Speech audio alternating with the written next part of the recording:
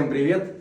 Многие спрашивают меня вот про такую ЦУК-систему, где покупал, и многие пишут, что первый раз вижу такую систему. Я вам сейчас хочу объяснить, как это работает. Они работают вот резьбой, натягиваются плитку и как бы держат все четко. Но минусы этой системы вот такая, что вот если ты набрал, не знаю, там, штук 50, 100 вот этих, на второй день это тебе отнимает времени. Это чтобы вот, не то, что вот как в клине бывает, что ты их ногой сбил и быстро все там слетело, собрал веником и все уже, ты можешь дальше работать.